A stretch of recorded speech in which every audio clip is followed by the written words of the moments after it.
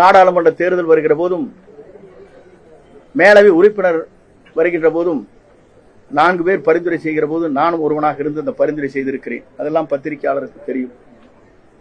என்னை பொறுத்தவரையிலும் இந்த இயக்கம் வலிமையாக இருக்க வேண்டும். இந்த இயக்கம் தான் எங்கள் உயிர் மூச்சாக இருந்து கொண்டிருக்கிறது. இந்த இயக்கத்தை பொறுத்தவரையிலும் தடுமாறாமல் இந்த இயக்கம் திராவிட முன்னேற்ற கழகத்தை நல்லாட்சியை தமிழகத்திலே உருவாக்குவதற்கு நாம் அத்தனை பேரும் ஒருங்கிணைந்து அந்த பணிகளை மேற்கொள்ள வேண்டும் நோக்கத்தோடு தான் அந்த கருத்துக்களை வெளிப்படுத்தி இருக்கிறேன் என்பதை இந்த நேரத்திலே தெரிவித்துக் கொள்கிறேன். அதே போலதான் கன்னியாகுமரி நடைபெற்ற இடைத்தேர்தல், அந்த இடைத்தேர்தலில் நாம் வாங்கி இருக்கிற வாக்கு என்ன என்று சொன்னால் 5126 வாக்குகள் தான் பெற்றோம். அப்படி என்றால் 2,54,000 வாக்கு இடத்தில் 5000 வாக்குகள் பெறுகிற போது சட்டமன்ற தேர்தலுடைய நிலை என்ன என்பதை உணர்ந்துதான் அந்த கருத்துக்களை எல்லாம் நான் வெளிப்படுத்தினேன் என்பதை நான் இந்த நேரத்திலே தெரிவித்துக் கொள்கிறேன். ஆகவே என்னை பொறுத்தவரையிலும் நேற்றைய முன்தினம் தேவர் ஜெயந்திக்கு செல்கிற போது எல்லோரையும் ஒருங்கிணைக்க வேண்டும் நோக்கத்தோடு தான் அனைவரோடும் நான் பேசினேன். அவரும் சில கருத்துக்களை சொல்கிற போது அந்த கருத்துக்கு மாறாக இயக்கம் வலிமை பெற வேண்டும், இந்த இயக்கம் ஒன்றிணைய வேண்டும், இந்த இயக்கம் வலிமையாக இருப்பதற்கு நீங்கள் ஒத்துழைப்பு எல்லோரும் நாம் தர வேண்டும் என்ற நோக்கத்தோடு தான் அந்த நிகழ்ச்சியிலே தேவர் ஜெயந்தியிலே கலந்து கொண்டு நான் அந்த பணிகளை ஆற்றினேன்.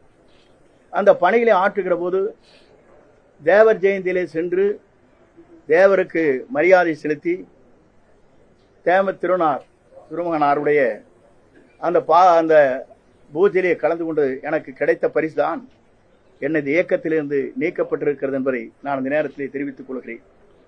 ஏன் இதை சொல்கிறேன் என்று சொன்னால், ஒரு தியாகம் செய்து தேசிய தலைவராக எல்லோரும் போற்றப்படுகிற, எல்லோராலும் நேசிக்கப்படுகிற ஒரு தலைவருடைய விழாவிலே கலந்து கொண்டு நீக்கப்பட்டவரோடும் பேசியது உண்மை.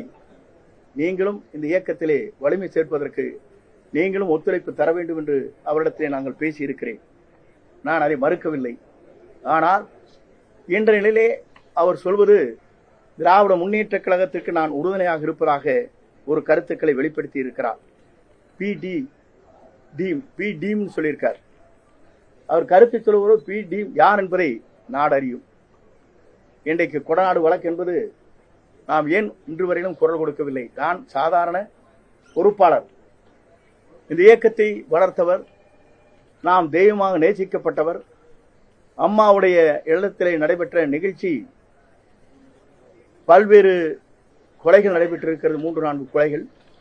அப்படிப்பட்ட நிகழ்ச்சி இருக்கின்ற போது ஏன் திராவிட முன்னேற்ற கழகத்திற்கு குரல் கொடுக்கவில்லை என்பதுதான் என் தொண்டருடைய கருத்தாக இருக்கிறது என்பதை நான் இந்த நேரத்திலே தெரிவித்துக் கொள்கிறேன். ஆகவே என்னை பொறுத்தவரையிலும் நான் பி டீமிலே இல்லை, A1 அவர் இருக்கிறார். அதுதான் உண்மை. இன்று வரை அவர் மீது திராவிட முன்னேற்ற கழகம் என்ன செய்து கொண்டிருக்கிறது என்பது சட்டமன்றத்தில் உங்களுக்கு தெரியும்.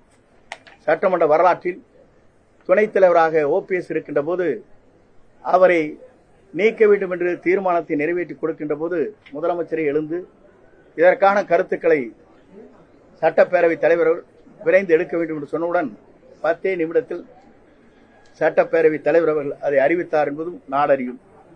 ஆனால் அதற்கு முன்னாலே எத்தனையோ கடிதங்கள் கொடுக்கின்ற போது அந்த கடிதத்திற்கு முதலமைச்சர் ஒப்புதல் இல்லாமல் அந்த கருத்துக்கள் வெளிப்படுத்த முடியவில்லை என்பது அன்றைக்கு சட்டமன்ற பதிவேட்டிலே இன்றைக்கும் இடம்பெற்றிருக்கிறது என்பதை மறந்துவிடக்கூடாது.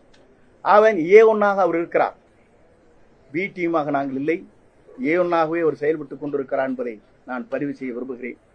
அதே நேரத்தில் என்னை இயக்கத்திலிருந்து இன்று நீக்கப்பட்டிருக்கிறார் என்று சொன்னால் உண்மையிலேயே மன வேதனை அடைகிறேன், வருத்தப்படுகிறேன், கண்ணீர் சிந்துகிறேன். இந்த இயக்கத்திற்காக 53 ஆண்டுகள் நான் இந்த இயக்கத்திற்காக என்னை அர்ப்பணித்தவன். தலைவர் காலத்திலே முதலே செயலாளராக இருந்து பணியாற்றியவன் 72. அப்படிப்பட்ட எனக்கு இது போன்ற தீர்ப்பு என்பது உண்மையிலே மன வேதனையை அளிக்கிறது என்பதை நான் இந்த நேரத்தில் தெரிவித்துக் கொள்கிறேன். அதே நேரத்தில் என்னை பொறுத்தவரையிலும் அன்றைக்கு கருத்துக்கள் சொல்கிற போது உண்மையிலேயே என் மன வேதனை மட்டுமல்ல, கண்ணீர் சிந்த வேண்டிய சூழ்நிலையில் இன்று மனம் இன்றைக்கு உலாவிக் கொண்டிருக்கிறது. இரவு முழுவதும் நான் தூங்கவில்லை என்பதை நான் இந்த நேரத்தில் தெரிவித்துக் கொள்கிறேன்.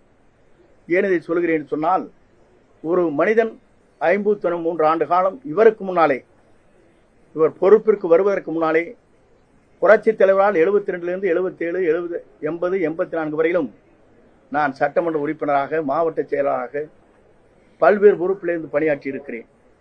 ஆனால் இவர் எப்போது வந்தார் என்று சொன்னால் 89 தான் இடம்பெறுகிறார். அப்படி இடம்பெறுகின்றவர் எனக்கு ஒரு நோட்டீஸாவது அனுப்பியிருக்க வேண்டும். ஒரு சீனியர் 9 முறை சட்டமன்ற உறுப்பினர் ஒரு கடிதத்தை அனுப்பி இதற்கு பதில் சொல்லுங்கள் என்று கேட்பதுதான் விதியின் அடிப்படையில் இருக்கிறது. அந்த விதியை மீறி அவருடைய சர்வாதிகார போக்கு என்று சொல்வார்களே, அதை போல யாரை வேண்டுமானால் தூக்கி எறியலாம் என்ற நிலையிலே அவர் இன்றைக்கு உருவாக்கி இருப்பது வேதனை அளிக்கக்கூடிய ஒன்றாக இருக்கிறது. விதிகளை பொறுத்தவரையிலும் புரட்சித் தலைவர் ஒன்றை கொண்டு வந்திருக்கிறார். 1975 ஆண்டு இறுதியில் கொண்டு வந்திருக்கிற விதி என்ன என்று சொன்னால், கழக தொண்டர்களால் பொதுச் செயலாளர் தேர்ந்தெடுக்கப்பட வேண்டும். இந்த விதியை மட்டும் யாராலும் மாற்றக்கூடாது என்று அந்த விதியை தெளிவாக 43 பக்க பேரா என்று சொல்வார்களே, அதில் பதிவு செய்யப்பட்டிருக்கிறது. இதையெல்லாம் நான் எதற்காக சொல்கிறேன் என்று சொன்னால், தொண்டர்கள் உணர்வைத்தான் நாங்கள் வெளிப்படுத்தினோமே தவிர அந்த உணர்வுக்கேற்ப இன்றைக்கு என் மீது களங்கம் ஏற்படுத்தி என்னை கழகத்திலிருந்து நீக்கப்பட்டிருப்பது என்பது மிகவும் வேதனைக்குரிய ஒன்று, வருத்தத்திற்கு ஒன்று.